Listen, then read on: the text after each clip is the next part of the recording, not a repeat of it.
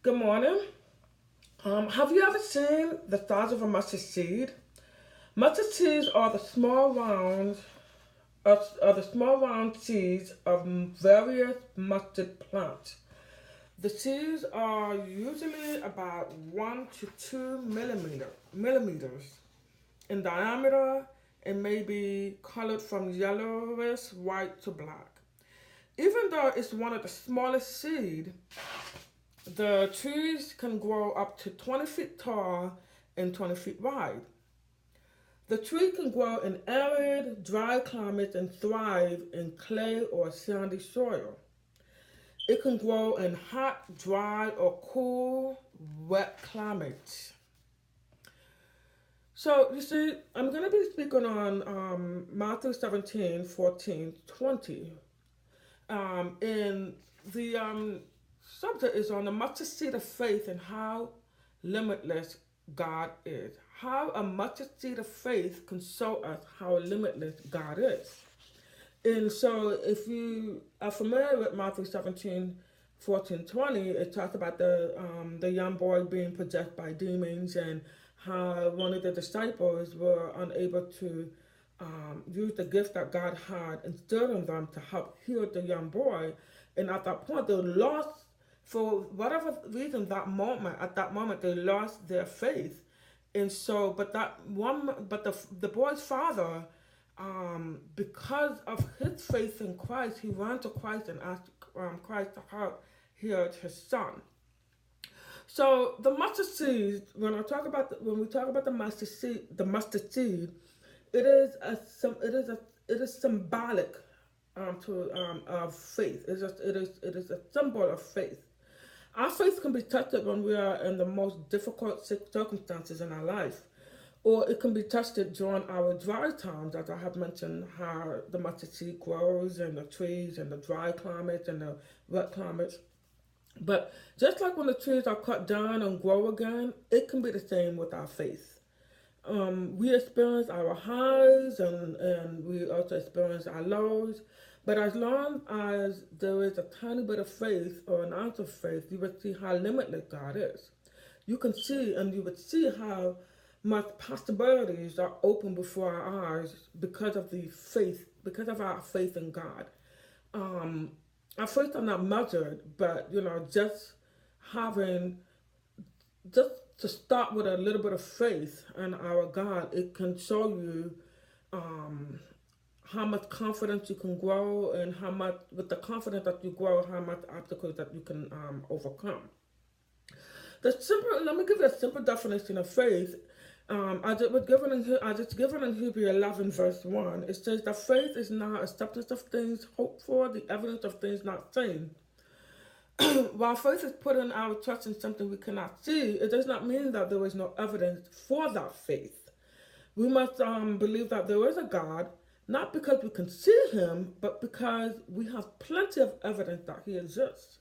So when we talk about Genesis and how he created the world, how he created Adam and Eve, just the nature of that it shows that there is an existence of a creator.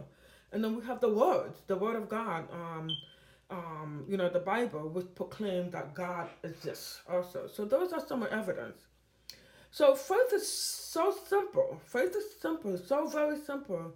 And so when Jesus said, "If you have faith no bigger than a mustard seed," he was not saying that faith comes in varying quantities, um, but what he was saying was that the capacity to believe or the capacity to trust is a divinely endowed capacity. Faith grows naturally. It expands just as the mustard seed germinates and grows into a mulberry tree. You see, in Matthew 17, it says that if you have faith as a grain of mustard seed, you shall say unto the mountain, remove hence to yonder place, and it shall remove, and nothing shall be impossible. You see, as I said, with our faith in God, with God, it can show you how limitless. There's no limit when it comes to God. When I read and think about this verse, I couldn't help but ponder on how many times that I had lacked the faith and confidence in myself. He said I was born with a disability, and we didn't find out that I was hard of hearing or I was hearing impaired until I was about 3 years old. And it took me a while to learn to understand my disability and also to embrace it as a part of my identity. And so growing up, I felt like I was limited to how much I can hear and or understand. And so with that, I learned to isolate myself from people, including my family members. I would stay within myself because I just felt like I could not grow to be or to go anywhere. But because just throughout my childhood, when I started elementary school, now I had to go out into the outside world. I was pissed on. I was constantly pissed on. I was bullied. Even my teachers, some of my teachers did not understand my situation or my disability. So to fast forward a little bit, I learned to, through these obstacles, I've learned to adapt to the outside world. And, but the way I adopted, I pretended to be something that I'm not. And mind you, I grew up in church, and my parents were consistently always praying for me, and always told me that my disability is a miracle. It's a miracle, and I could never understand what that meant when they said it's a miracle. And for me, I just felt like, well, you know, it's the most horrible thing for a young kid to ever have to endure or to go through. But anyways, in high school, I hung out with the wrong crowd. I was cutting classes and I was stealing. Why? Because again, I lacked the confidence in myself and I lacked the confidence in God. Because I asked God to please take away this disability and make me a normal person so that I can fit in. And I felt like He wasn't doing that. But throughout my school years, in my high school, I was an A student. All through my education, my teacher always found ways to tell me that I was not going to make it to college. Not that I wasn't going to graduate high school, but college wasn't for me. She just felt like they just thought that because of my disability, I was just limited to just being able to graduate high school and just get a decent job to take care of myself. So at that point, I became discouraged, I became upset, and until one day I attended a revival at my church, and mind you, my parents, they're the prayer warrior that I know them to be. Um, Someone spoke on a verse that says in Matthew 7, keep on asking and you will receive what you ask for. Keep on seeking and you will find. Keep on knocking and the door will be open to you. So when that person said that, at that point, I knew what I wanted. I knew what I needed in my life at that point. So I've decided that, okay, you know what? I'm going to try again to believe in God. I'm going to try again to believe that God can open doors for me. And indeed, He showed me that all things are possible through Him. So with that faith, at that moment when I decided to release that faith, that is um, to instill, sorry, the faith that I needed to see the possibility that God can do, I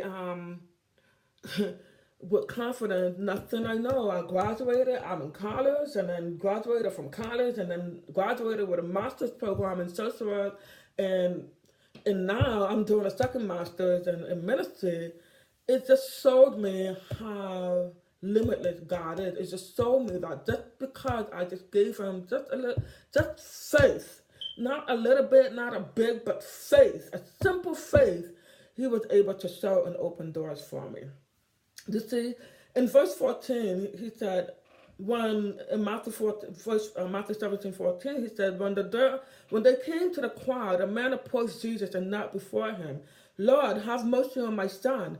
He said, he has seizures and is suffering greatly. He often falls into the fire or the water. I brought him to your disciples, but they could not heal him. You may wonder what happened to the faith of the disciples that I've mentioned earlier. They were trained, and they were trained to be roles of teacher. They were experienced in healing the sick, and so you begin to wonder if they had if they have not experienced or seen enough to continue to act in faith? Haven't they seen enough to act, to be able to act in faith? Haven't they experienced enough, to act in faith? When we are in our weakest moment, or when we are going through problem, whether it be financial, whether it be loss, whether it be relationship issue, conflict, whatever it is, we sometimes forget to turn to our Father and allow Him to cast out those demons that are making us suffer.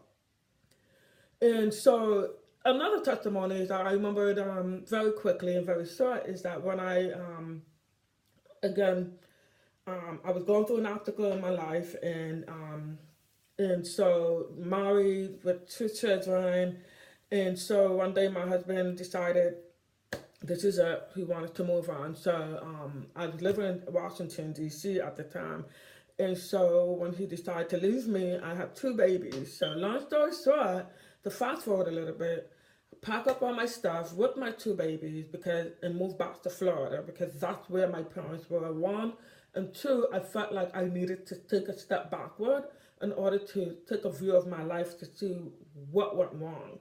But anyway, so as I moved back, still were enduring hardship, financial hardship. Being a single mother now with 2 children, never in my life ever thought that I would come to that kind of situation. But anyway, so one day, so I landed my first job, making my first job being back in Florida, came from coming from being a director now down to just a counselor. I was making very least amount of money, but anyways, I needed to go full stop, and all I knew is that I had $132 left to my name. Had no idea how I was going to make it work, but I had to make $132 work for me to last me until next payday. I knew I had to go full stop, and I knew I had to have a little bit of money for gas and at least a couple of dollars just for emergency in case, God forbid, something went wrong with my kids. But long story short, I went to the supermarket, and when I got to the supermarket, I budgeted to purchase groceries that I needed for my children, and I budgeted $80. And as I budgeted $80, I pushed it up a little bit. I said, well, if I get to the cash register and it goes up to 100, then I settle for the 100. And so when I got to the cash register, the cashier started running my groceries. She's running my groceries, and I'm praying and I'm praying and I'm praying. I'm asking God, please, please, please, let it reach the limit that I am only able to afford at this moment. And instead, the groceries went past my limit, and it went past the amount that I have in my bank account. It went to $137, about $137. And mind you, I had $132 in my account. So I was so embarrassed, a long line, and so on and so forth. So I didn't know what to do. So at the end of the day, the woman that stood behind me, she was just like, listen, before she did that, I asked the cashier, look, you know what, I'm going to have to take some stuff out. I don't have enough. As I began to take some things out, the woman next to me that was online stopped me and was saying that, look, take my credit card, leave those stuff in there, let her, I pay for it.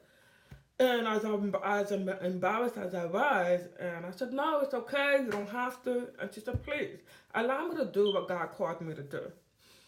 And I didn't know what to do at that moment. I was just shaking all inside, and I was holding back my tears. And so this woman was just saying, look, it's, I want to do something good, and God called me to do it, and this is what I have to do. And I, show her thank you, and I have my 2 kids with me, and as soon as I got out, and I give all God the glory, because just that alone exercise an action of faith.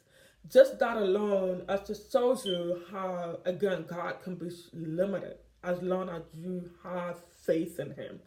And so I was just amazed by the glory, by the blessing that God had shown me. And all it took for me was to believe in Him. All it took for me was to say, please, God, make this possible for me. You see, again, just like Jesus' disciple, just like the disciple, Jesus summoned up, to go in active worship. Just like the mustard seed, it started as a tiny seed, as I've mentioned before. But once you plant it, water it, um, nurture it, it will grow so big, it won't know where else to go. We should be growing in our faith, a relationship with Jesus, as the disciples did who first walked with him. The disciples have lacked the essential level of faith, which we saw in Matthew 17, 19, 20. Um, and Jesus had exposed their inability to the smallest of their faith. But he pointed out that even a mustard seed worth of faith would be sufficient to cast out not merely demons, but to move mountains. There's a quote that I have found interesting.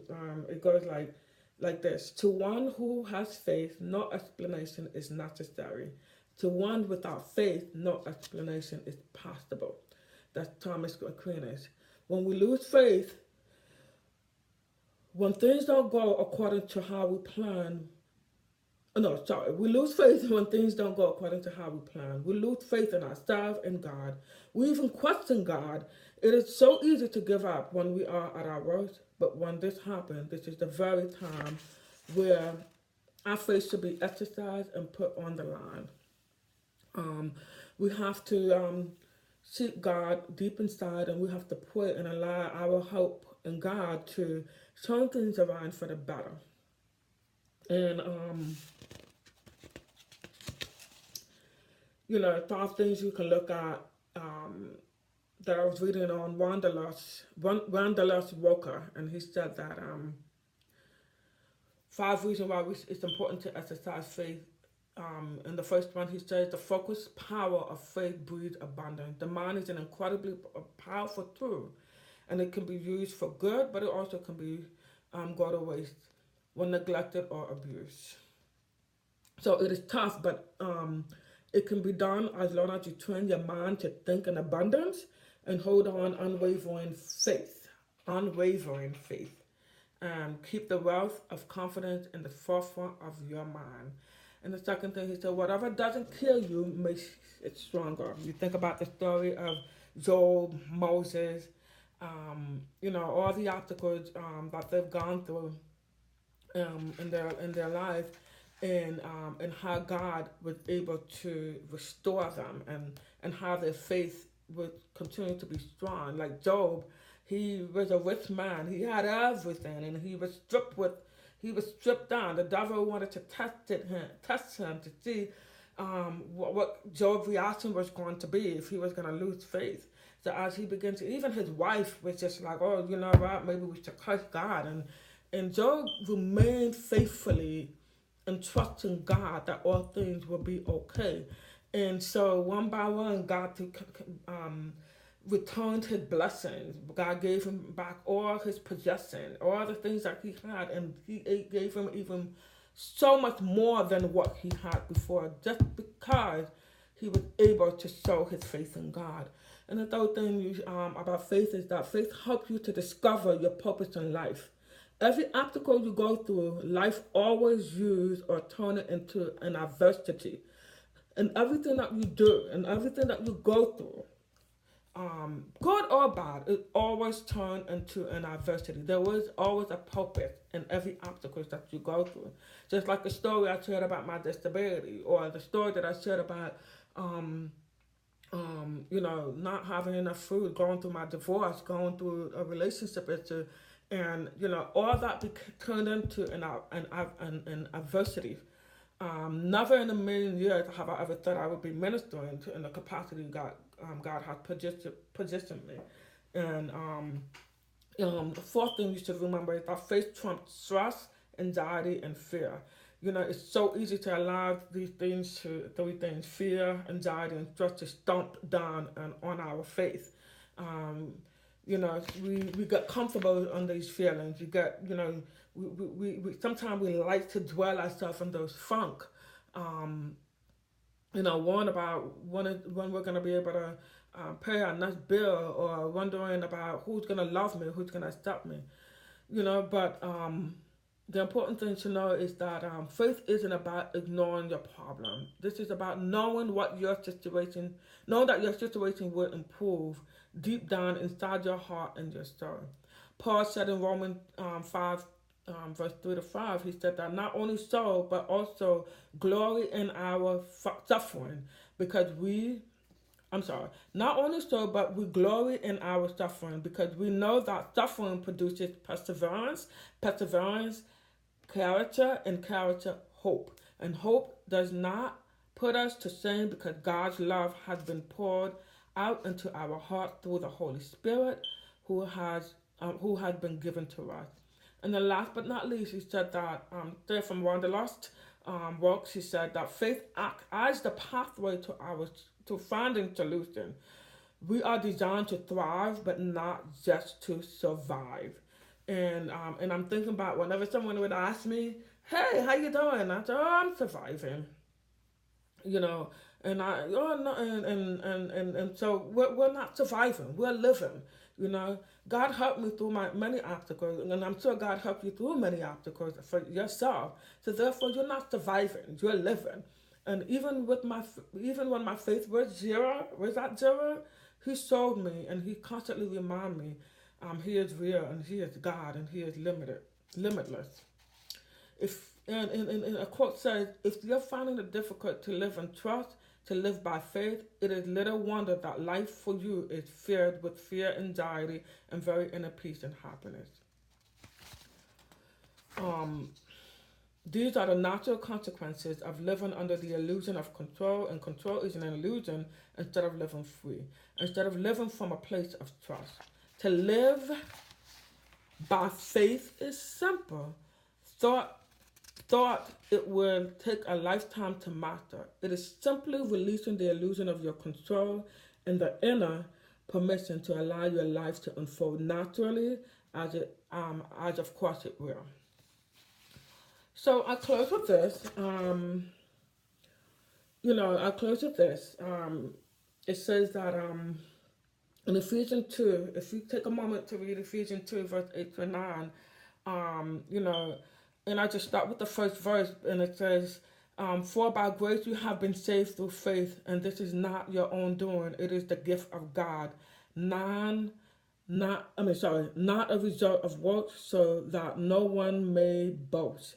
Faith is a gift given to us by God." Please take heed and meditate on that. Faith is a gift given by God. Okay. Just like when God took the Israelite through a journey of many adversaries, they kept their faith and trust in God and saw Him at work. Just like me, you know, all the adversaries that I've gone through, it took me to take faith in God and for Him to help me through my journey. So what I'm asking is for you is that to take a look at the mustard seed and use that as a daily reminder that God is limitless. He is real, and He gives purpose to your life. Remember, Jesus sacrificed Himself to redeem us all. Give Him all the praises He duly worthy. So I challenge you, as a process of faith, if you can get a mustard seed or a plant, or some seed, anything that you can watch grow, plant it. Whether if you have a garden, if you have, just watch it grow. Every morning you watch your plant grow, you watch the tree grow. Let that be a reminder of how much your capacity to trust and believe, look very much like a mulberry tree. Like, look at it and let that be a reminder of how your faith can grow on a day-to-day basis. So with that, I say thank you, and I bless you, and I pray that God glory and God grace is over you all. Thank you.